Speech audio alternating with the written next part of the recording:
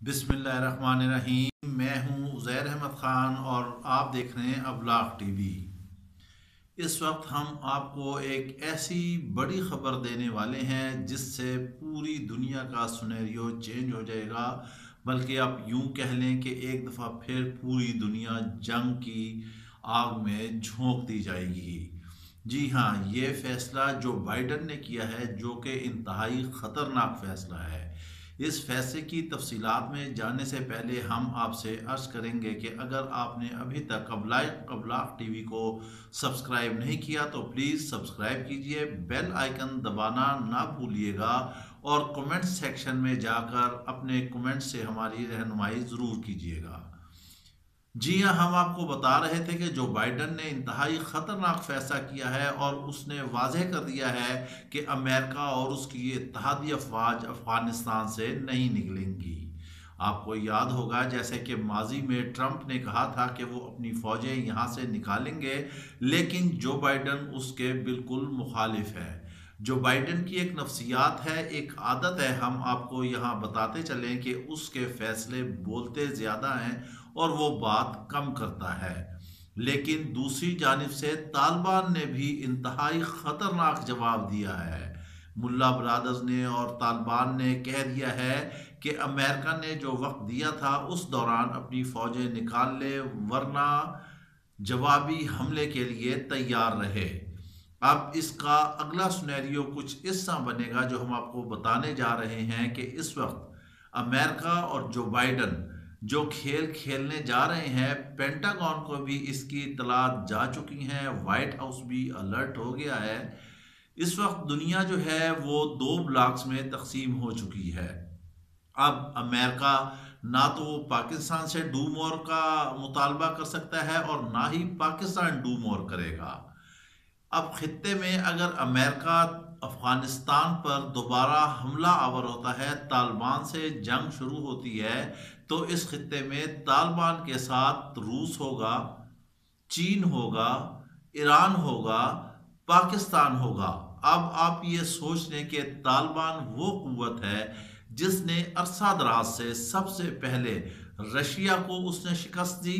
Russia ना सिर्फ यहाँ से शिकस्त खा के निकला बल्कि जलील ख्वार होकर निकला, और जब निकला तो उस वक्त तक रशिया रशिया टुकड़े टुकड़े हो चुका था। सिर्फ एक वाहिद तालिबान थे जिन्होंने इतनी बड़ी आलमी कुव्वत को शिकस्त दी। अब अमेरिका अगर भारत को यूज करना चाहता है तो भारत ऑलरेडी मसाइल में घिरा हुआ है और चीन ने उसको बाकायदा सबक सिखा दिया है और उसको बता दिया है कि अगर चीन लद्दाख में ये कोई ऐसी हरकत करता है तो उसे इस तरह से सख्त सबक मिलेगा। लिहाजा अगर भारत को भी वो यूज करता है तो इस वजह से भारत भी कमजोर हैसियत में होगा। अब रूस पर भी अमेरिका पाबंदियां लगाने जा रहा है। रूस ने अपने हथियार तैयार की हैं और दुनिया में उसने फरोख्त करना है। अगर उस पर पाबंदियां लग गई तो उसकी भी मईशत अरबों खरबों की जो है वो तबाह हो जाएगी। लिहाजा रशिया भी कभी ये नहीं चाहेगा कि अमेरिका जो है वो फिर खित्ते का थानेदार बन जाए। ईरान और अमेरिका की वैसे ही लगती फकती है। ईरान के खिलाफ इसराइल है और इसराइल ने कह दिया है कि वो ईरान के एटमी प्रोग्राम को रोकने के लिए किसी हद तक भी जा सकता है, यानी कि वो ईरान पर हमला भी करेगा और माजी में भी ऐसे हुए हैं। लेकिन ईरान ने भी आड़े हाथों लिया हुआ है और वो वाहिद मुल्क है जिससे इसराइल की जान निकलती है। अब इसराइल और अमेरिका मिलकर यहाँ पर भारत के थ्रू एक खित्ते में नया खेल खेलने जा रहे हैं, लेकिन अब वो कामयाब नहीं होंगे। अकेले तालिबान लड़ते रहे, अब तालिबान को जदीद हथियार भी मिलेंगे, असला भी मिलेगा, असिस्टेंस भी मिलेगी। उसमें रूस जो है वो सर फहरिस्त होगा, ईरान भी उनकी मदद करेगा, अफगानिस्तान तो है ही है, अब पाकिस्तान भी जो है वो इस ब्लॉक में शामिल हो चुका है, क्योंकि आने वाले वक्तों में चीन सुपर पावर बनेगा और ये ब्लॉक सारा जो है वो चीन के साथ चलेगा और पाकिस्तान इंतहाई अहमियत का हामिल है। माजी में जो कुछ भी पाकिस्तान ने किया, लेकिन आप ये देख लें कि पिछले दिनों में होने वाली कोर कमांडर्स कॉन्फ्रेंस या जो भी हमारे पाक फौज के तर्जुमान के बयानात आए या हमारी सियासी क़यादत के बयानात आए, उन्होंने वाज़े तौर पे कह दिया है कि अब वो किसी की भी जंग में नहीं कूदेंगे। अशरफ गनी के चक्कर लगें, ज़ल्म ज़लीज़ात के चक्कर लगें, उनके मुज़ाकरात हों, दोहा कतर के मुज़ाकरात हों, मुल्ला ब्रादर से मुलाकात हों, अब अमेरिका को लेट डाउन ही होना पड़ेगा।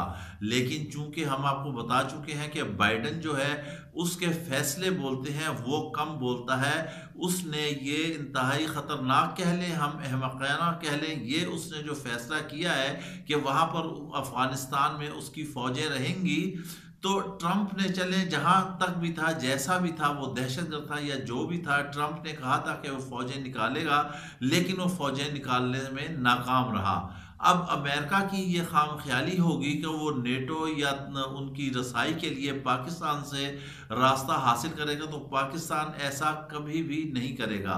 ना तो उसे नेटो के लिए रास्ता मिलेगा और ना ही सप्लाई के लिए यहाँ से कोई इजाज़त मिलेगी। इसकी वजह से अफगान वार एक तो उसे बेतहाशा महंगी पड़ेगी, और अगर वो इंडिया को इस्तेमाल करता है तो इंडिया बनिया जो है वो भी बुज़दिल है, उसे भी शायद 1965 की जंग वो भी याद रखनी चाहिए, और अभी अभिनंदन का वाकया भी याद रखना चाहिए। आज भी उनका एक जंगी तैयारा जो है वो दौरान परवाज गिर गया और उनका पायलट जो है वो जहन्नुम रसीद हो गया है। भारत की फौज जो है वो ऑलरेडी खुदकशियां कर रही है। मकबूजा वादी में जो उसने अनारकी फैलाई है उसकी वजह से वो तंग है। फिर भारत के अंदर अपनी जो किसानों की तहरीक चल रही है जिसमें सारे सिख हैं, उसकी वजह से भी मोदी जो है वो घुटने टेकने पर आ चुका है। सिख पार्लियामेंट का घेराव करने जा रहे हैं, उनकी ट्रैक्टर रैली जो है वो आगे तक जा चुकी है। अब मोदी भी सख्त परेशान है। सिर्फ ये किसानों की तहरीक नहीं, ये खालिस्तान की तहरीक है। अमेरिका अगर भारत के साथ खड़ा होता है तो भारत तो ऑलरेडी अंदर से टुकड़े टुकड़े हो रहा है। लिहाजा अब इस वक्त जो बाइडन ने जो ये अहमकाना फैसला किया है, ये उसके गले की हड्डी बन जाएगा, और तालिबान ने जो जवाबी वार किया उसकी आवाज़ जो है वो वाइट हाउस तक जाएगी। ना सिर्फ वो अफगानिस्तान में अमेरिका को आड़े हाथों लेंगे, बल्कि बहुत ज़्यादा इम्कानात हैं कि अमेरिका में भी जाके अमरीकियों को आड़े हाथ लिया जाए। माजी में भी अमेरिका ने अफगानिस्तान में बेतहाशा जानी और माली नुकसान उठाया, वहाँ से उसके सैकड़ों फौजी, हज़ारों फौजी मरे हैं, लेकिन उनके ताबूत उसने गुमनाम करके वहाँ पे दफनाता रहा, और उनके लवाहिकीन आज तक यही समझ रहे हैं कि उनके प्यारे जो हैं वो अफगानिस्तान में जंग लड़ रहे हैं, मगर शायद उन्हें ये पता ही नहीं कि वो अब्दी नींद सो चुके हैं। लिहाजा अब जो खित्ते में नया खेल शुरू होने जा रहा है वो ख़तरनाक होगा, लेकिन अमेरिका की मुकद्दर जो है वो शिकस्त बन चुकी है, उसके मुकद्दर में शिकस्त लिखी जा चुकी है। अब वो तालिबान के हाथों ही रूस की तरह शिकस्त और रेख्त होगा। अब वो यहाँ से निकल नहीं सकेगा, बल्कि उसका यहाँ से खात्मा ही होगा। इसके साथ ही आप हमें इजाज़त दीजिए, अपना ख्याल रखिएगा। अल्लाह हाफिज़।